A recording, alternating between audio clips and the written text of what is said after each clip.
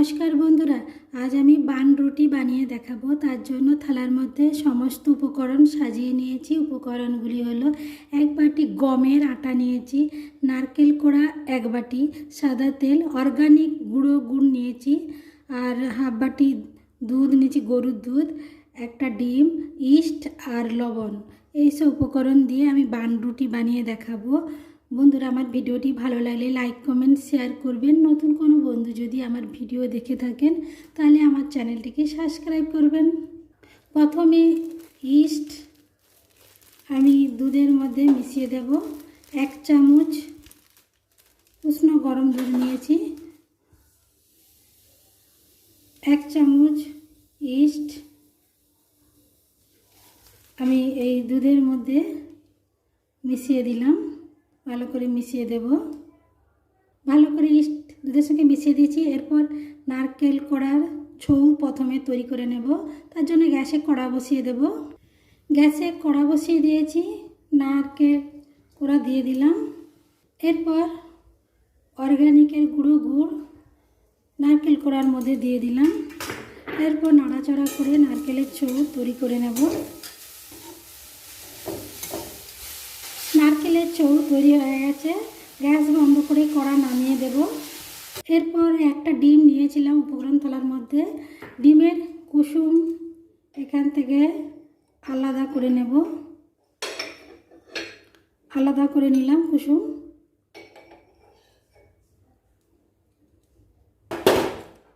এরপর এরকম ছোট একটা থালা নিয়েছি। আটার ডো তৈরি করব বলে এই গমের আটা এক বাটি নিয়েছি, এই থালার মধ্যে রেখে দিলাম। এরপর সাদা তেল 2 চামচ দিয়ে দিলাম। ডিমের সাদা অংশ দিয়ে দিলাম। হাফ চামচ লবণ দিয়ে দিলাম। এরপর দুধে ভেজানো ইস্ট দিয়ে দেব। এরপর হাত দিয়ে খুব ভালো করে মেখে নেব। একটা সফট ডো তৈরি করে নেব। একটা সফট ডো তৈরি করে নিয়েছি, একদম সফট ডো। এরপর আমি 1 ঘন্টা ঢাকা দিয়ে এরকম একটা থালায় ঢাকা দিয়ে রেখে দেব। 1 ঘন্টার পর ফিরে আসছি। 1 ঘন্টার পর ফিরে এসেছি। ঢাকনা খুলে দেব। ঢাকনা খুলে ফুলে গেছে, ডবল হয়ে গেছে। এরপর এখান থেকে গ্যাস বের করে দেব। আবারও খুব ভালোভাবে এইভাবে মেখে নেব। মাখানোর সময় এরকম হাতে লেগে যাচ্ছে, তার জন্য সাদা তেল বা ঘি হাতে এইভাবে নিয়ে তারপর মাখাতে হবে। এইভাবে 2 মিনিট আরও ভালোভাবে ঠেসে নেব। এইভাবে হাতে তেল নিয়ে মেখে নেওয়ার পর হাতে এইভাবে ঠেসে নিচ্ছি, আর হাতে লাগছে না। এইভাবে 2 মিনিট ভালো করে খুব ঠেসে নেব।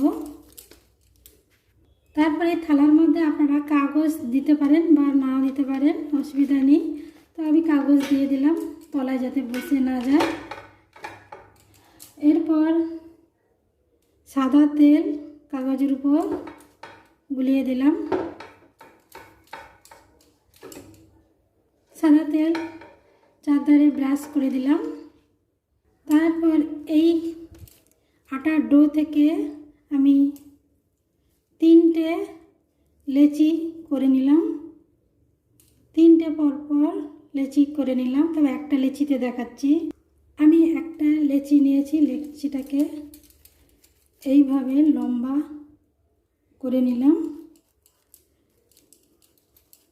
করে নেওয়ার পর এই আঙ্গুল দিয়ে এইভাবে মাঝখানে ফাঁকা করে দিলাম। এইভাবে ফাঁকা করে দিলাম। তারপর নারকেলের ছৌ দিয়ে দিলাম। এটা হাতে দেখাচ্ছি বা প্লেটের উপর বসিয়ে করতে পারেন।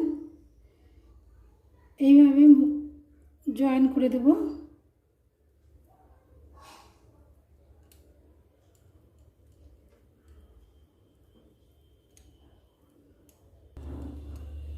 এইভাবে মুখটাকে খুব ভালোভাবে জয়েন করে দিলাম। হয়ে গেল। এরপর এটাকে এইভাবে বসিয়ে দেব। বাকি দুটো এইভাবে তৈরি করে নেব। 3টে বান এইভাবে বসিয়ে দিয়েছি। তারপর এর উপরে এই যে কুসুম ভালোভাবে গুলিয়ে নিয়েছি, এর উপরে কুসুম প্রলেপ করে দেব, ডিমের কুসুম।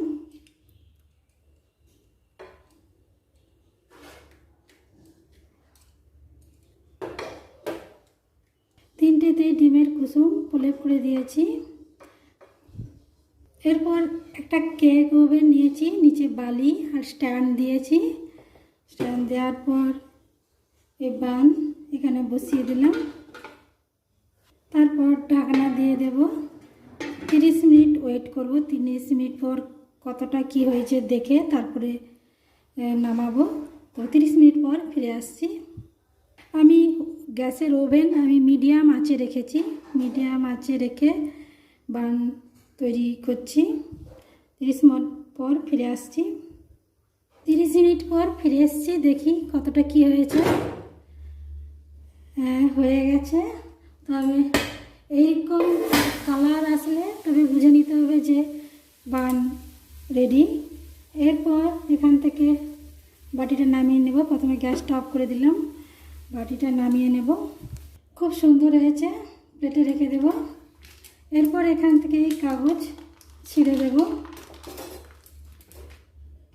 এরপর এখান থেকে গরম আছে, হাত দিয়ে কাটতে পারছি না, তাই ছুরি দিয়ে কেটে আলাদা করে নেব। 3টে কোটকোনাট বান তৈরি হয়ে গেছে। কত সুন্দর হয়েছে, কালারটাও খুব সুন্দর এসছে। এরপর এইভাবে আপনারা বাড়িতে তৈরি করে খেয়ে দেখবেন, খেতে খুব ভালো লাগে। বন্ধুরা, ভিডিওটি ভালো লাগলে লাইক কমেন্ট শেয়ার করবেন। নতুন কোনো বন্ধু যদি আমার ভিডিও দেখে থাকেন তাহলে আমার চ্যানেলটাকে সাবস্ক্রাইব করবেন। কতটা ফুলেছে, এই ধরনের রেসিপি খেতে খুব ভালো লাগে। অবশ্যই বাড়িতে ট্রাই করবেন, ছোট থেকে বড় সবাই পছন্দ হবে।